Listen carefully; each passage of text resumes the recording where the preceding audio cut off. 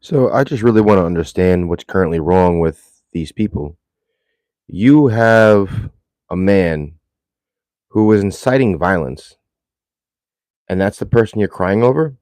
The man who is radicalizing the left, who quite possibly could have been the causation of Charlie Kirk being assassinated and traumatizing kids, families, and Americans worldwide. You're ready to fight over a man who violates his conduct policy and spews lies out all the time. You are mad that about a man getting fired that literally was making a skit about women losing their power and making fun of it and wanting them to lose their power. A man who also wore blackface. A man who is quite frankly just not a good person. This is the same person who is also on the Epstein files that quote unquote there is none. He is also a person that visited the island. He's a person that was a general interest to the Epstein case. So I don't quite understand why you're all so mad.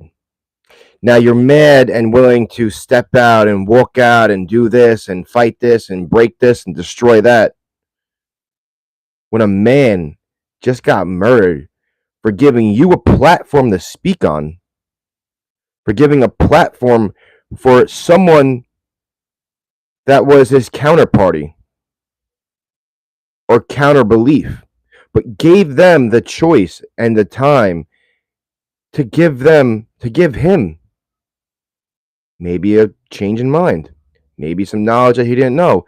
And there's been multiple occasions where Charlie Kirk has admitted he was wrong. For instance, the ASL, once when he said something about, there shouldn't be any interpreters with ASL or something like that. And he admitted he was wrong. And that's the type of man that he was. He was brave enough and had a big enough heart to be able to admit when someone was wrong. And if you gave him a good debate, he would admit he was wrong. But then also on the contrary side, if you were wrong, he wasn't afraid to tell you. He wasn't going to say, "Oh, let me give you an award." No, what he did, he gave you knowledge. He gave you an understanding on where he was coming from, on his faith, and his beliefs, and honestly, true facts. Something that the left could no longer quite take anymore. They couldn't take hearing the truth and the facts.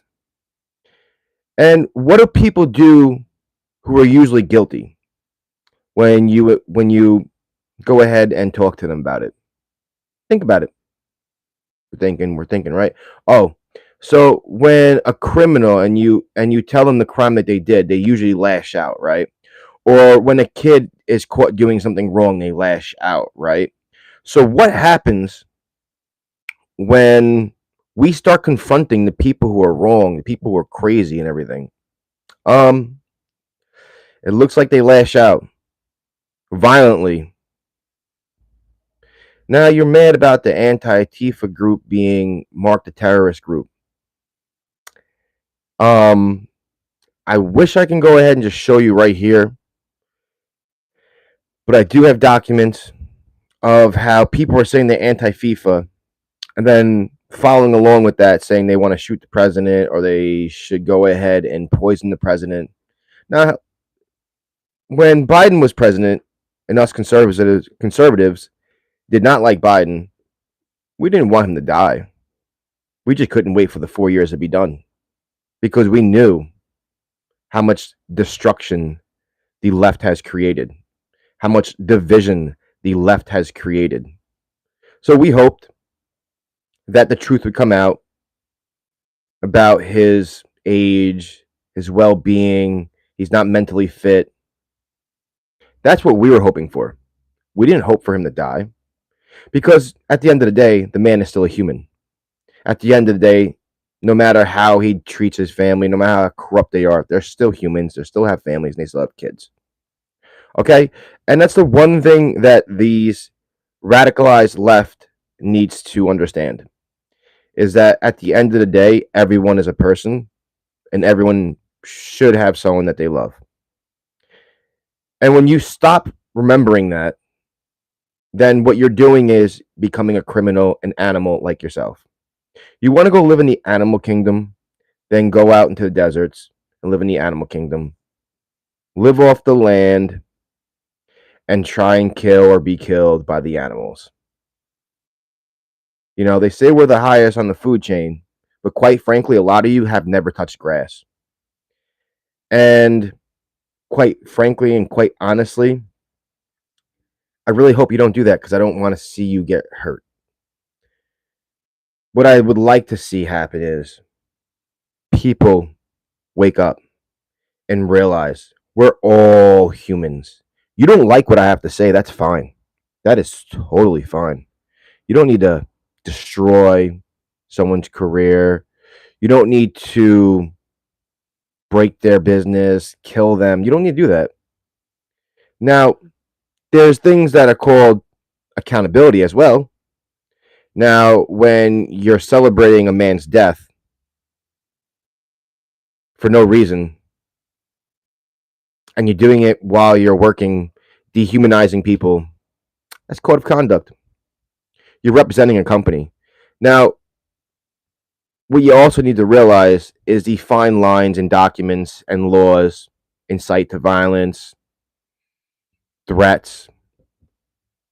Those have criminal consequences. So start realizing that. And I'm sorry that you live in America where there are laws. I'm sorry that you have the freedom of speech because you don't like hearing other people speak besides yourselves. So do yourself a favor, wake up and realize you live in America. You don't live in a third world country where you can do whatever the hell you want. Or actually, you know, you kind of do live in a country where you can do whatever you want, but you just can't go about killing people and destroying. That's not America. Okay? America is for everyone to have an equal chance. And we all do. Now, do some people have it better when they're born? Of course. Their parents made good decisions or good investments. But you as a person has the same opportunity to do that as long as you don't fall into whatever bad mistakes that your family has made beforehand or unluckily beforehand. Because sometimes people are just unlucky and are looked past. I myself was almost one of those people. Most of my life, I was always looked at as, you know, secondhand, not good enough. But I kept fighting because I know I am. I know I'm smart enough. And the funny part was I have accomplished way more than a lot of people on this earth and planet have. And you know why? It's because I tried. I kept trying, but I kept failing. Failing is a key to success. I didn't lash out. I got mad inside, but that built a fire inside of me to try better, do better, articulate better, study harder. I've kept to myself. And I kept trying and trying and trying. And I just want you all to try this too. When you're mad at someone for someone saying something, go to the gym. Go do something. Don't go online and being a Twitter, Mike Tyson. Mike Tyson, I'm not saying you're a bad person. I like you, Mike Tyson. What I'm saying is don't be a, Twitter soldier. That's what I'm trying to say. Or a keyboard soldier. Learn to just actually get your anger out in something that can really get your anger out and create more endorphins or bring your endorphins out more. Because a lot of you people kind of all look the same. You're mad and angry. You got the victim mentality. That whole victim mentality is stupid. I have friends that are gay. I have friends that are black. I have a fiance that's Spanish. And guess what? They've never used the victim mentality ever. They're all successful. And they came from way worse than I have. So I don't know what to tell you. Is that just a coincidence? Or do they work their ass off and actually try in their life and actually did good in their life and kept doing good? Because once you feel good about something you complete in life, you kind of keep spiraling into let me do good, let me do good, as long as you don't become content.